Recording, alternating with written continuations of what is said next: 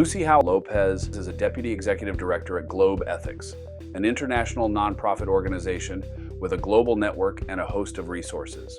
A theology graduate, she has worked for more than 35 years in the nonprofit and private sectors in Europe and in South America, having held a number of roles in support and middle management positions, including with international NGOs and a business consulting firm. She specializes in management, HR, communications, finance, online systems, and strategic planning. It's great to be with everybody. I want to tell you a little bit about Globethics, about the SDGs, and then what ethics has to do with that, and give some resources. And something I want to say right from the get-go is, I'm talking from the perspective of an international organization, but what we're talking about is super personal in the sense that ethics has to do with morals and values and principles, and that's very personal, and how we live those values out in the world. And quality education is super personal as well, and decent work. We all want to have and need to have a livelihood, and how we contribute to economic growth. And there are all these things impacting on us personally and on our families. So with that in mind, I'll tell you a little bit about Globethics. So you know a little bit about us. And we have a lot in common actually with the Thrive Project. We're going for the same aim, the same goal for a better world. So let's move on.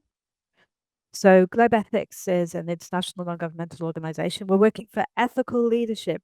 Now that might sound a little bit exclusive, but it's not, because it's about personal leadership, self-leadership, as well as leadership of companies, of families, of organizations, governments, leadership at all levels. And we all have to lead at some point in our lives. So we're 20 years old. We were founded in 2004. And we're registered here in Geneva, Switzerland. We're independent. We have UN ECOSOC status, which means we play a role in the UN as an NGO. And we have an international board of all different cultures and beliefs, and countries and sectors and affiliated centers across the globe. So our aim is to be inclusive of diverse cultural, religious, philosophical, and humanist ethical wisdoms, and to be the bridge between the different worldviews on ethical issues. This is really important because sometimes people assume that ethics is religious, and religion is important. 80% of the world are believers in some religion or other. But we're inclusive of everybody, and what we're about is about dialogue, because there's not one answer. I mean, it needs collective wisdom when we're talking about ethics. So just to repeat there, our vision is ethical leadership for a just, inclusive, and sustainable world. I'll come back to this. And our mission is to equip individuals and institutions for ethical thinking, decision-making, and action through education and policy engagement from cross-cultural and global perspectives. So we try to be really inclusive. So just a quick run over what we do. This is the last slide about us, I promise. We're an accredited provider of training and courses. We have a free online full text library on ethics. We have equal and inclusive publishing opportunities. We have about 300 volumes now.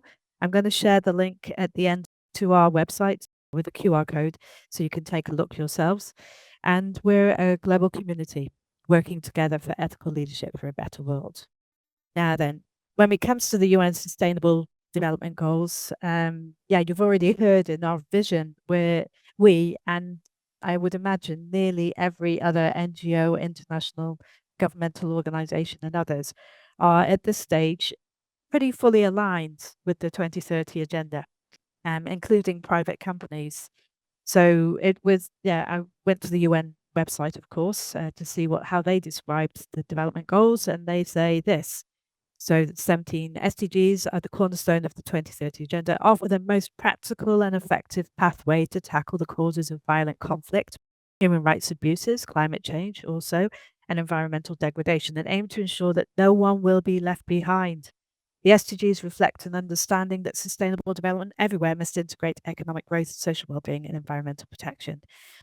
I was in a training recently, and the trainer there, we were talking about the SMART tool, to work on projects, that they have to be specific, measurable, achievable, etc. And she said, the UN Sustainable Development Goals are never going to be achievable. I mean, they're really high up there, and we'll go to this very familiar chart that you all know, just to remember, because I don't remember off the top of my head all the 17, to remind ourselves of what we're talking about with the SDGs. So when we talk about no poverty, that's where we want to get to. How achievable is it? We've already been struggling for different reasons. That there have been events and climate events, health events that have impacted massively on all of these. We're going to focus today on quality education and decent work and economic growth. So there are different ways of looking at the SDGs and how they're interconnected. And they are an indivisible whole. They are interlinked. So this is one way to look at it. And you can see here that quality education is directly linked to decent work and economic growth, to gender equality, to good health and well-being, and to poverty goal. And they're all interlinked. I was astonished, and this has to do with that desire to want to contribute to achieving these goals, that in October 2024, the UN reported in their stats that 251 million children are out of school. That's 250 million children are out of school, and those children may not ever be in school. And what does that mean for them and for their families and for their own communities and countries eventually?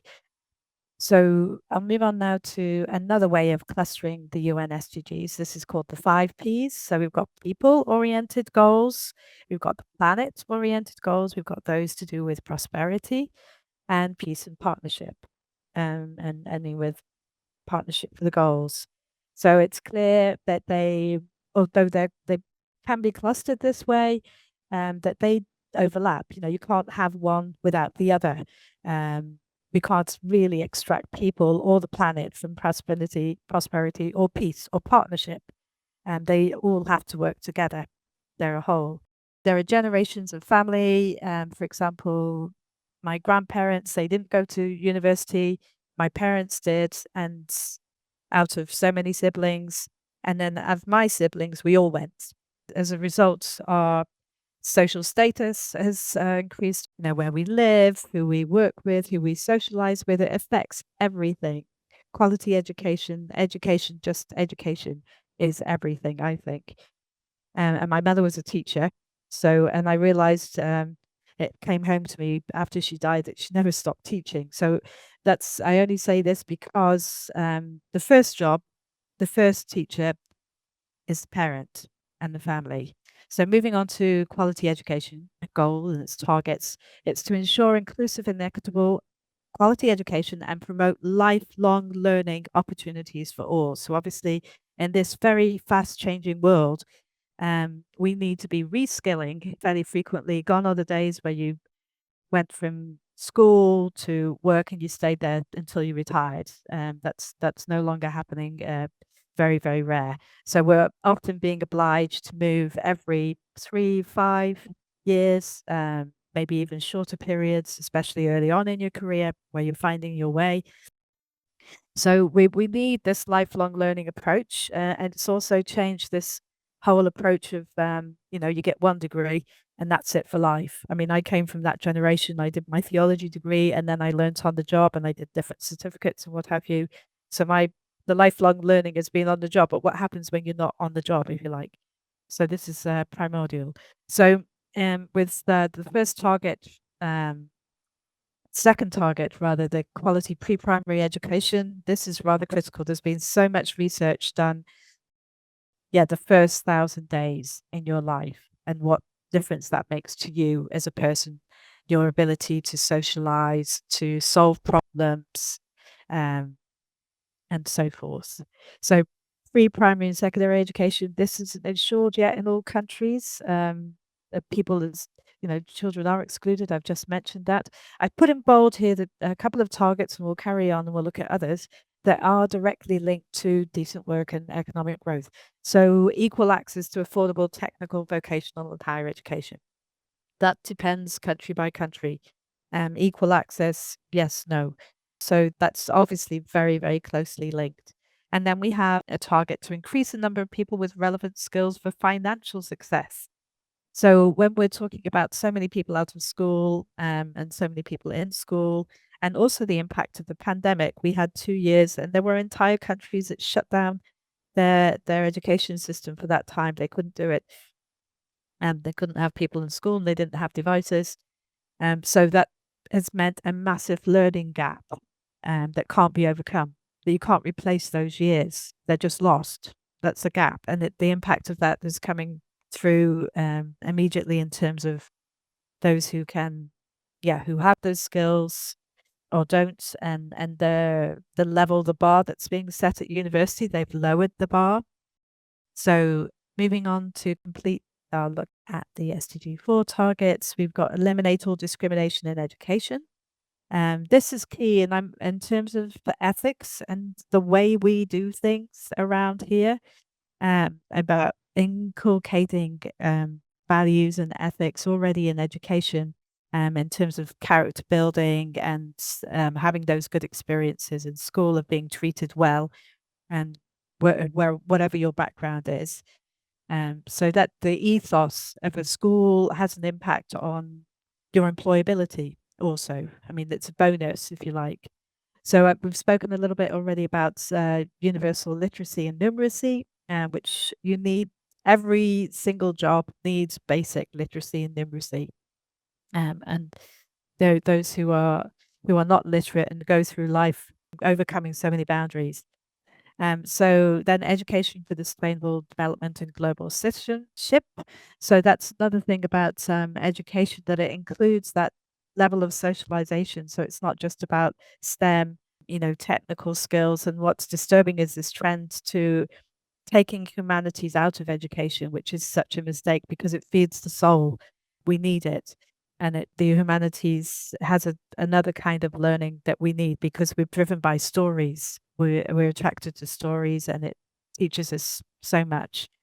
And then we've got building, this is more an infrastructure issue, inclusive and safe schools, and then finishing with expanding education scholarships and increasing the supply of qualified teachers. So teach the teachers, we need them. Okay, moving on to decent work and economic growth, again highlighted here or bold, the links with education. So this goal is to promote sustained, inclusive and sustainable economic growth, full and productive employment and decent work for all. Are we there yet? No, but that's the aspiration, that's the goal. Sustainable economic growth. Then so that's being done together with companies and the government. So then diversify, innovate, and upgrade for economic purposes. That needs education, and promote policies to support job creation and growing enterprise. Again, it needs training, it needs formation, it needs the ability and the capacity. The same with improved resource efficiency and consumption and production. You need the people who know how to do those things.